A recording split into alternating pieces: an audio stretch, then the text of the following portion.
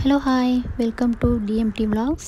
வாங்க இன்றைக்கி பருப்பு ரசம் எப்படி செய்கிறதுன்னு தான் பார்க்க போகிறோம். அதுக்கு ஒரு மிக்ஸி ஜாரில் கடலைப்பருப்பு கொஞ்சம் ஆட் பண்ணிக்கோங்க. அப்புறம் துவரம்பருப்பு கொஞ்சமாக ஒரு அரை டீஸ்பூன் ஆட் பண்ணிக்கோங்க. போட்டு கொஞ்சம் குறைன்னு அரைச்சி எடுத்துக்கோங்க.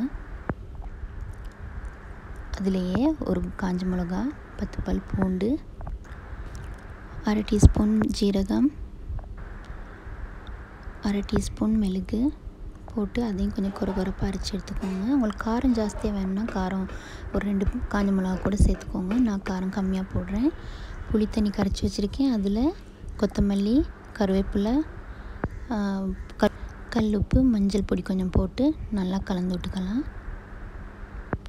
நல்லா அந்த கொத்தமல்லி கருவேப்பிலையோட சாறு வந்து நல்லா அந்த புளி தண்ணியோட சாறுற மாதிரி நல்லா பிசைஞ்சு எடுத்துக்கோங்க.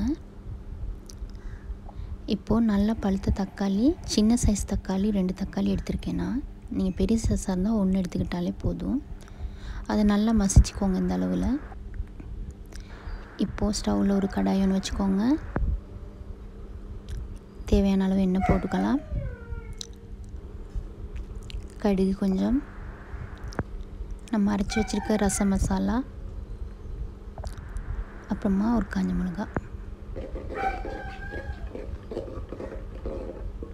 போட்டு நல்லா கொஞ்சம் எண்ணெயிலே வதக்கிக்கோங்க.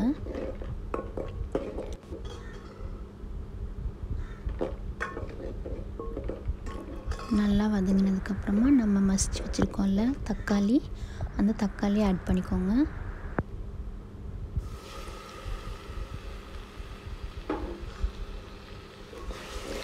அந்த தக்காளியை போட்டு நல்லா வதக்கிக்கோங்க எண்ணெயில். அந்த பருப்பெல்லாம் கொஞ்சம் நல்லா வேகணும், அதுக்காக தான் எண்ணெயில் நல்லா வதக்கிக்கோங்கன்றேன். எண்ணெய் கொஞ்சம் ஜாஸ்தியாக போட்டால் கூட கொஞ்சம் பரவாயில்ல. இப்போ நம்ம வந்து கலந்து வச்சுருக்க ரச கலவையை வந்து நம்ம அதில் கலந்துக்கலாம்.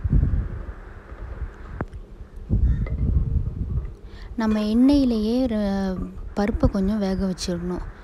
நம்ம ரசத்தை வந்து முழுசாக கொதிக்க விட போகிறதில்ல. அதனால நம்ம வந்து எண்ணெயிலேயே கொஞ்சம் பருப்பு நல்லா வேக வச்சிடணும். அப்போ கரெக்டாக வரும். இப்போ வந்து சிம்மிலேயே வச்சு நல்லா நுரைச்சிட்டு வரும்போது ஸ்டவ் ஆஃப் பண்ணிவிடுங்க. ரொம்ப கொதிக்க விட்டுறாதீங்க. இந்த திட்டம் வரும்போதே ஸ்டவ் ஆஃப் பண்ணிக்கலாம். அவ்வளோதாங்க, சூப்பரான பருப்பு ரசம் ரெடி ஆயிடுச்சு. இந்த வீடியோ உங்களுக்கு யூஸ்ஃபுல்லாக இருந்ததுன்னா சப்ஸ்கிரைப் பண்ணுங்கள், லைக் பண்ணுங்கள், ஷேர் பண்ணுங்கள். நெக்ஸ்ட் வீடியோவில் சந்திக்க வரேன். தேங்க்யூ.